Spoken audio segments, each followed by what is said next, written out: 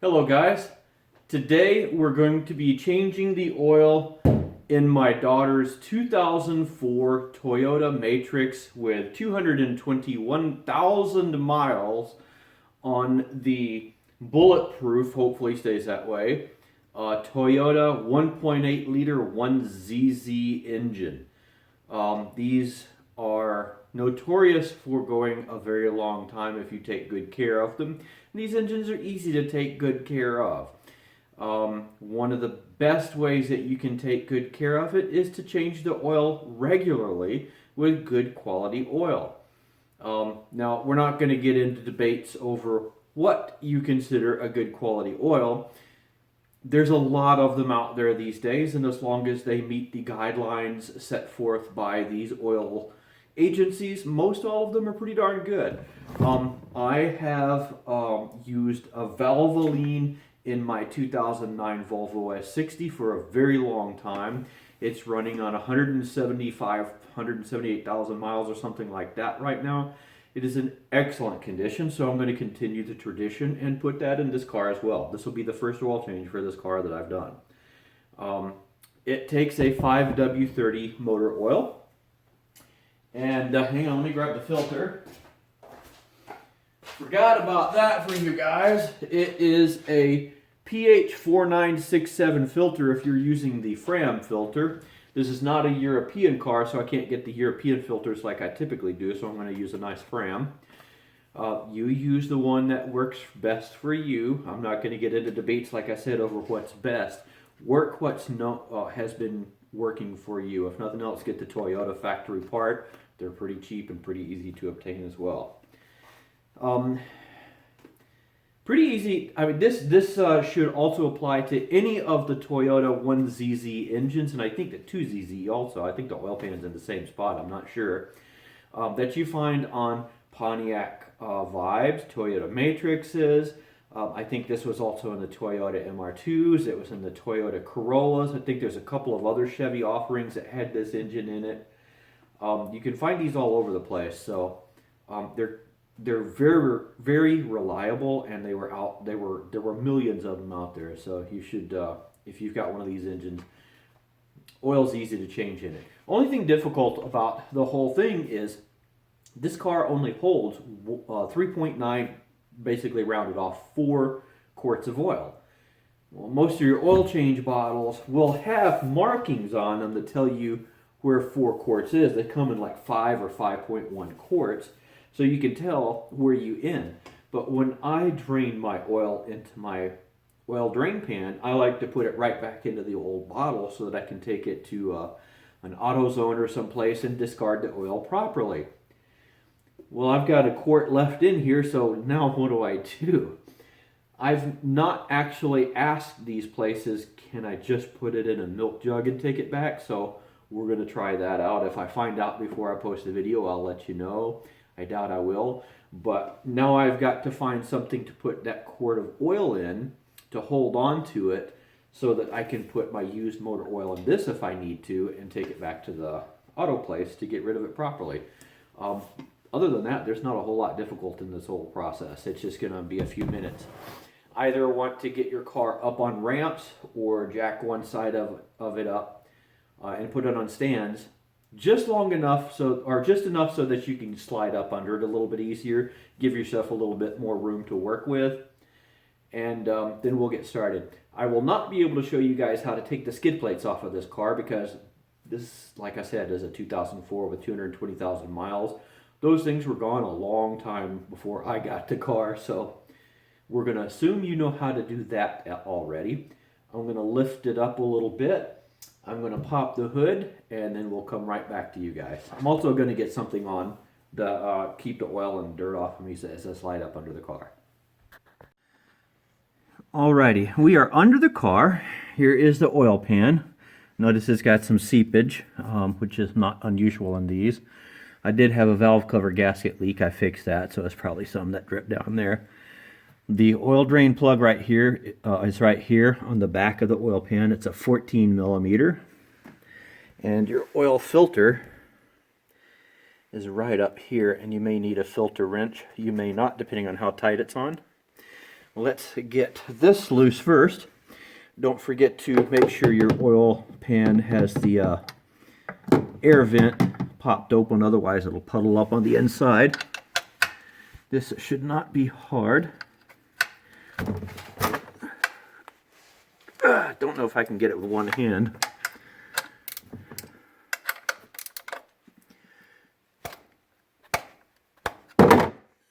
Hang on a second. Let me break this loose real quick. Okay, got that broken loose. It's had a life full of harsh oil drains, I bet.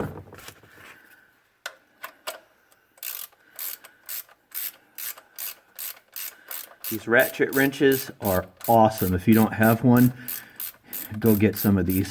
I got these at Harbor Freight for just a few bucks. And my drain plug rolled away. But my drain plug looks good. So I'm just going to set it right here. We're going to let the oil drain out, and then we'll come back and get the oil filter. All right, the oil is still trickling out, so we're just going to let it. I did manage to get my little oil filter wrench up in here and loosen this oil filter just enough so that, yeah, I can turn it by hand now. And it is going to make a mess. I can see it's dripping down my arm. So be ready for that, folks. That's a mess. But no, we're just going to let it drain out here for a little bit. Wipe my hand off. And then we're going to get back up under there and wipe down all the surfaces and stuff. So just give it time. It's lunchtime, so I'm just going to let this drain out while I have something to eat and wash my hand, then we'll come back and finish this up. Alrighty, looks like the oil has drained out completely. So let's do this. Let's take my drain plug. I've got some oil on that. Get a little bit of oil on my finger there. There you go. I'm going to put a little bit of oil on this gasket for the oil filter.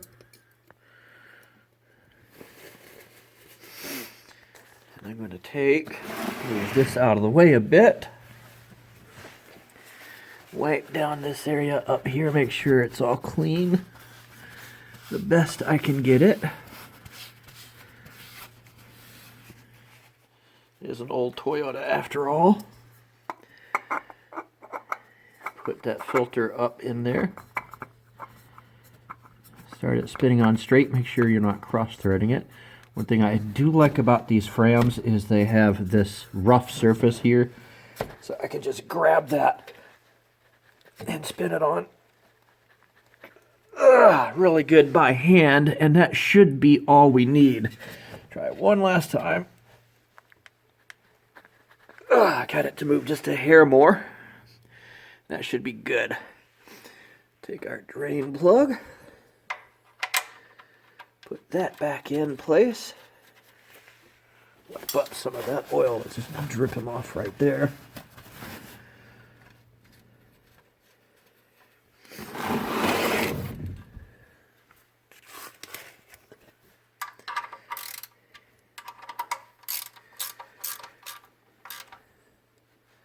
And that just needs to be snugged down. It doesn't need to be super tight. Wipe everything down. Get everything out from under the car, and we'll meet you guys back on top. All right, as you can see, we are back up on the top and ready to pour. One thing I do recommend is when you are taking the, when you're draining the oil, either remove your oil fill cap here or take your dipstick out. That way you've got a way for air. As the oil drains out, air is going to have to come into the engine to replace it. Otherwise, you get that glub, glub, glub thing going on.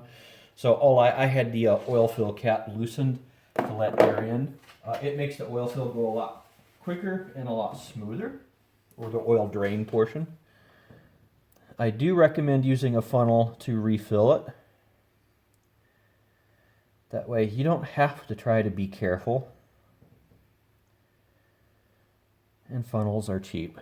So we are going to put our 4 quarts of 5W30 in here.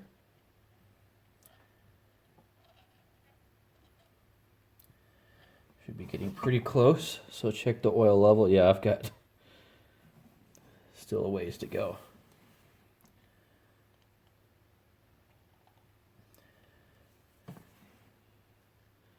I still got a full quart left to pour in.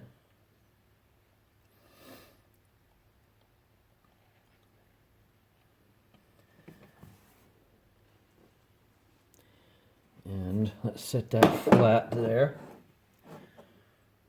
And my line is right there. So, a bit more.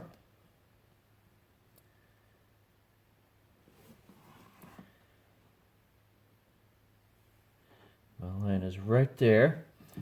So just a tiny tad more.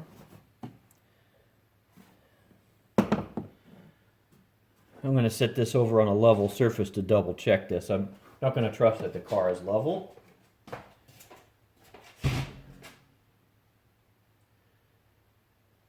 And it does show I've got about a half a quart. What I'm also going to do is put my dipstick back in the oil dipstick tube right here. Double check it that way.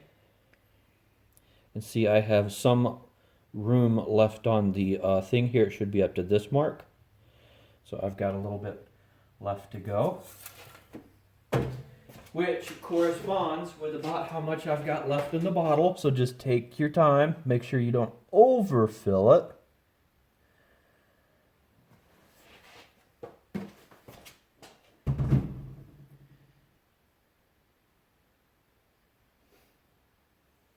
Just have a tiny little bit left to go here. And that should get me just about perfect. Yes, I'm exactly 1 quart remaining in the bottle. So if I look at my dipstick tube, it shows right at the full mark. Just maybe a hair over. Oops, get you guys in focus here. Just a hair over that dot. But as soon as I start it, it's going to put oil back in that filter. And that should be down to dead perfect. So that's it. You do want to start the car, let it run for, half a minute or so, and then turn it off, let it sit for a minute for the oil to drain back down into the bottom of the engine, and then check your dipstick level again just to verify, but you should be right on the money with that. That 4 quart is what I am going to be putting in here, and that looked like that was just about perfect. So that's it. There you have it. That is all there is to replacing the oil, or changing the oil in a 2004 Toyota Matrix. Well, anything with a 1ZZ engine in it, and probably the 2ZZ engine as well. I have completed cleaning out my funnel. I'm going to pour my oil into a container I did find that is clear, so the auto parts store can see inside the container and make sure that it is just oil in there. And then we're going to call it good. That's it, guys. Hope you got something out of this. Any questions you have, just post them in the comments, and I'll talk to you guys later.